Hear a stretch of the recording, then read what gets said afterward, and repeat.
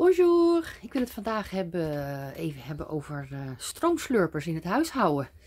Want dat worden er steeds meer. Ik hoorde ondertussen al wat over de slimme keuken.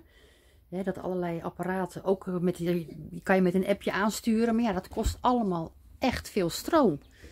En ja, als je off-grid woont, dan zie je gewoon je accu's leeglopen op dingetjes die eigenlijk niet nodig zijn. Dus... en dat hebben we de afgelopen tijd ook gemerkt. De afgelopen jaren eigenlijk dat we er nu al mee bezig zijn.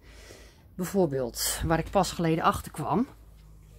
Is de OneDrive op de PC. Die stond aan. En ineens was binnen een half uur mijn accu leeg. Ik denk, hoe kan dat nou? Komt het door de kou of weet ik veel wat? Toen zag ik dat OneDrive. Een wolkje zat er dan hier. En elke keer als mijn accu bijna leeg was, dan zei hij van ja, we sluiten OneDrive af. Ik denk van hè? Dat gebruik ik helemaal niet.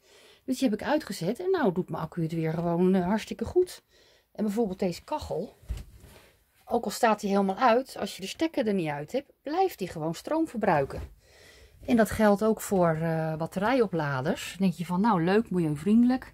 Hè, herbruikbare batterijen. Maar dan haal je batterij eruit. Ben je klaar met opladen. Zet je hem uit. Maar als je de stekker er niet uittrekt. Blijft die heel veel stroom verbruiken.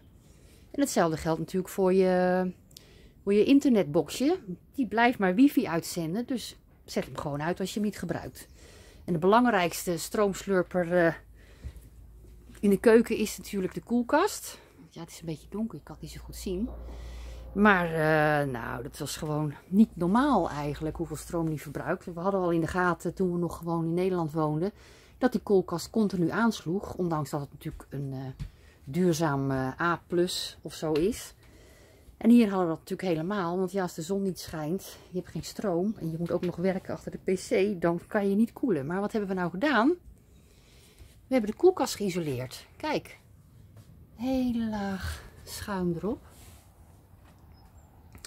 En dat scheelt echt enorm. Kijk, de koelkast staat nu gewoon niet aan. Die zetten we dan 's ochtends een uurtje aan. En in de zomer wat langer, maar ja, dat kan ook, want ja, god, er is genoeg zon. Kijk, het is allemaal gewoon hartstikke bevroren. Ja, we houden erg van hamburgers.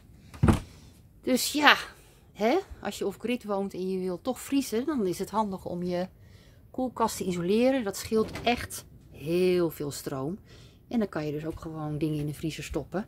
Het is niet zo dat je het maanden kan bewaren, want ja, zo nu en dan wordt het wel iets hogere temperatuur, maar het blijft wel bevroren. Dus en ja, en als je niet off-grid woont, kan je dus ook heel veel stroom besparen door je koelkast te isoleren aan de buitenkant. Want het is gewoon maar een heel dun wandje wat erin zit en de kou stroomt er gewoon uit. Nou, dat was het. Misschien een goede tip. A plus!